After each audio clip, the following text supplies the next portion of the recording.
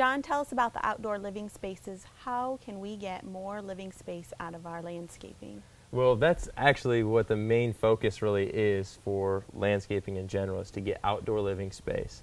Whether that be just an entry walkway, you're taking part in life as you approach your door. Absolutely. Otherwise, you could actually have patio spaces like this, or deck spaces, or walkways. All these sort of things are, or staircases, I'm sorry, are all different kinds of outdoor living spaces. And we try to basically create an experience in each of these spaces, whether it be shade, whether it be smell from the plants, whether it be areas of filtered sunlight, or of sound with the water, using water features. All this is to create an experience that you can retreat to, that you can recreate in, whether it be an open lawn space. But outdoor living spaces is really the focus on landscape design and landscape construction. So much more than just trees and a couple of flowers. Yeah, absolutely. Yeah. Yeah. Actually, we try to tell our customers that think of it as adding onto your home, as creating a kitchen. You can do an outdoor kitchen, or a living room. This is a living room of sorts outside your doors. How you incorporate the furniture into that, that's a great way that interior designers can help. But we're always creating another room outdoors. Jon, let's go through the property and look at the private spaces versus the public spaces, and tell us just what your inspiration was. Yeah, absolutely. I'd love to show you. Tell us about the safety features that you have integrated into this site that are not readily apparent. Well, one of the things we strive to do in all our staircases is to provide predictability. And part of doing that is consistent tread lengths and step heights, as well as textures, that you're not going to step into something that's all of a sudden slipperier than the last material. This year's stamped concrete is a great product for a variety of colors and also textures, as you can do stamped in so many different ways. This staircase here actually is all exactly the same tread lengths, but it transitions into a stone staircase, which often can be done really not improperly, I guess is the best word to use. So it's easy to mess up. Yeah, absolutely. Because stone is a natural product and comes in such a variety of shapes, we have to do a lot of hand picking to make sure that our step heights are equal and our tread lengths also are predictable. So one thing we do is do a lot of measuring with the people that are installing the stone. And there's also a lot of consideration, a lot of math done to make sure that we're getting to the right landings and levels that we need to throughout the landscape. One of the things we do to provide consistent stepping areas and in through paths is step, land, step, step, land. And what this does is it doesn't perch up a staircase to where there's ledges on either side, but it works it into the property itself, which also provides another opportunity for beauty. So. Great. Tell us also about the stone. To me then, from what you're saying, stone doesn't sound like a do-it-yourself, but the stamped concrete could be for a very skilled do-it-yourselfer. Yeah, very skilled. Yeah, absolutely. Actually, there's all different kinds of finish levels. If a do-it-yourselfer is satisfied with a grade B, he could or she could accomplish that if they're experienced with concrete. Sure. But the grade A type stamped concrete is definitely done by a professional. Okay, so there will be a difference. Yeah, very seasoned. It's definitely a skill, part of the concrete trade that has increased the level of professionalism that companies can bring to the table as a concrete company.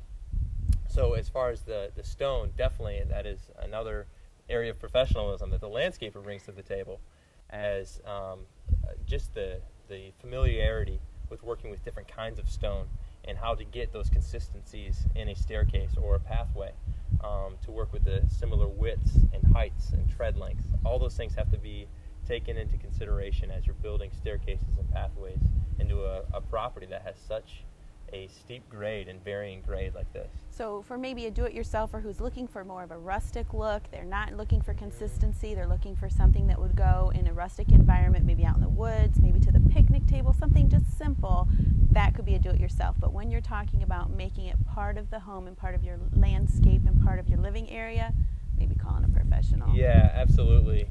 When it's going to be a high traffic area, when it's going to be something that leads people from one entry to another, or from one space to another throughout your property, definitely an area where a professional can help. Well, absolutely. And I see here, with flip-flops and that kind of thing, as you're going towards the lake, things can turn bad very quickly. So even all the more reason to have it done right the first time. Absolutely. And also, I noticed that your cement selection, although it's a varying color, it's noticeably lighter than the mulch that you have. So even at dusk, even at dark with the lights, I'll bet you can still see where the patio is versus the mulch material, so you're not falling off into the shrubbery and that type of thing with your flip-flops. You're just not paying attention.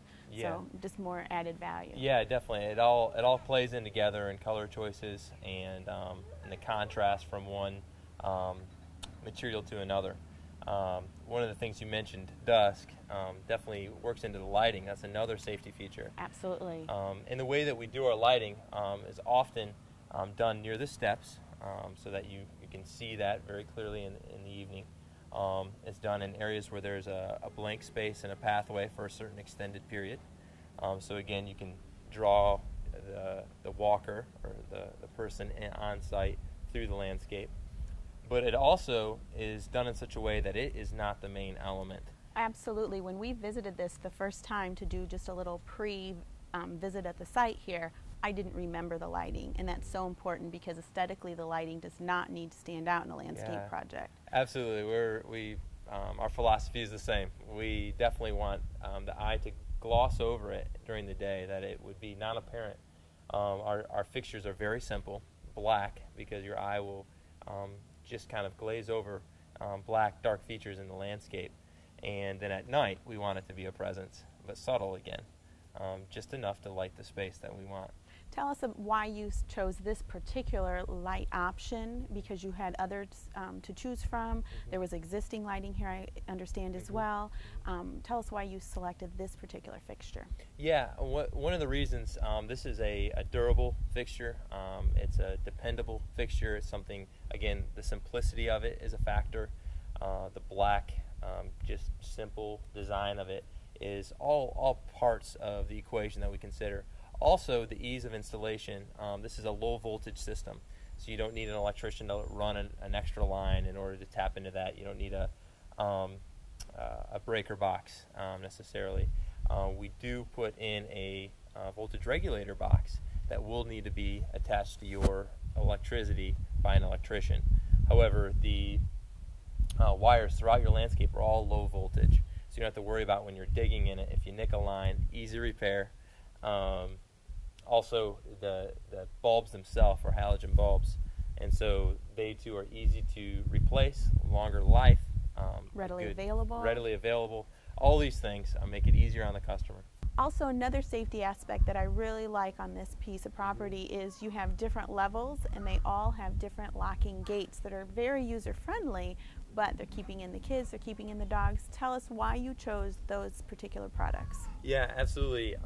The gated area is a very significant amount of square footage on this property, so that the dogs have a place to roam and do their thing. There's a dog area just set off to the south here. And then, of course, kids as well, that they're all kind of corralled in. You don't have to wonder if they're going to go off to the lake, and you have to keep an eye on them at all times. So, yeah, all the locking mechanisms are kind of area-specific. The one near the staircase on the lake side is a double swinging door. Same thing into the dog area, so that depending on which way you're going into that space, you can swing it open both ways. So it's very convenient. The other thing, the gates are all to go with the railing as well. They're all custom-made cedar with an iron rail. And so it all blends and pulls the property together.